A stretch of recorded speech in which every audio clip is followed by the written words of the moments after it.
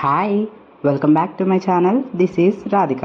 ఈరోజు మన వీడియోలో దొండకాయ ఫ్రై ఎలా చేయాలో చూపించబోతున్నానండి. దానికంటే ముందుగా మన ఛానల్కి ఎవరైనా కొత్తగా వచ్చుంటే సబ్స్క్రైబ్ చేసుకొని పక్కనే ఉన్న బెల్ ఐకాన్ అయితే నొక్కేసేయండి. సో లేట్ లేకుండా వీడియో అయితే స్టార్ట్ చేసేస్తున్నా. ఒక గిన్నె స్టవ్ మీద పెట్టుకొని బాగా హీట్ అయిన తర్వాత కర్రీకి సరిపడంత ఆయిల్ వేసుకొని జీలకర్ర ఆవాలు వేసుకొని ఫ్రై చేసుకోవాలి. అవి కొంచెం ఫ్రై అయిన తర్వాత మినపప్పు శనగపప్పు వేసుకొని ఫ్రై చేసుకోవాలి. అవి కూడా కొంచెం ఫ్రై అయిన తర్వాత ఒక చిన్న ఆనియన్ని కట్ చేసుకొని కొంచెం ఫ్రై అయ్యే వరకు చూడాలి. వీడియోలో చూపించిన విధంగా కొంచెం ఆనియన్స్ ఫ్రై అయిన తర్వాత దొండకాయలని రౌండ్గా కాకుండా ఇలా పొడుగా కట్ చేసి వేసుకోండి. కర్రీ చేయడం వల్ల చాలామంది పిల్లలు తినరు కాబట్టి ఇలా ఫ్రై చేసి చూడండి, ఒక్కసారి చక్కగా తినేస్తారు. సో ఇప్పుడు దొండకాయలు కొంచెం ఫ్రై అవుతుండగా కరివేపాకు వేసుకొని ఇంకా కొంచెం సేపు దొండకాయలు ఫ్రై అయ్యే వరకు ఫ్రై చేసుకుందాం.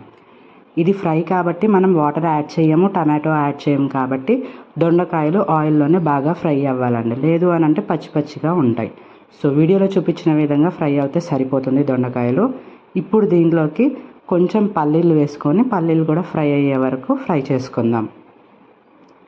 పల్లీలు మినప్పప్పు శనగపప్పు ఉంది కాబట్టి చక్కగా క్రిస్పీనెస్ వస్తుందండి. తినేటప్పుడు పిల్లలకి చక్కగా తింటారు. ఇప్పుడు ఫ్రెష్గా నూరు పెట్టుకున్న అల్లం వెల్లుల్లి పేస్ట్ వేసుకొని పచ్చివాసన పోయే వరకు ఫ్రై చేసుకుందాం. అది కూడా ఫ్రై అయిన తర్వాత కర్రీకి సరిపడంత పసుపు, కారం, ఉప్పు, 1 టేబుల్ స్పూన్ ధనియాల పొడి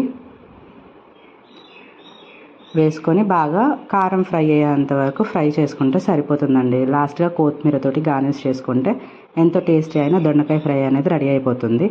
దీన్ని చపాతీతో తిన్నా రైస్తో తిన్నా సూపర్ అయితే టేస్ట్ ఉంటుంది. ఒకసారి మీరు కూడా ట్రై చేసి టేస్ట్ ఎలా వచ్చిందో కామెంట్ సెక్షన్లో చెప్పేసేయండి. ఈ వీడియో అయితే ఇక్కడితో ఎండ్ చేసేస్తున్నా. నా వీడియో మీకు నచ్చినట్లయితే లైక్ చేసుకోండి, షేర్ చేసుకోండి, సబ్స్క్రైబ్ చేసుకోండి and don't forget to press the bell icon for more updates. Until then take care, bye. Thank you.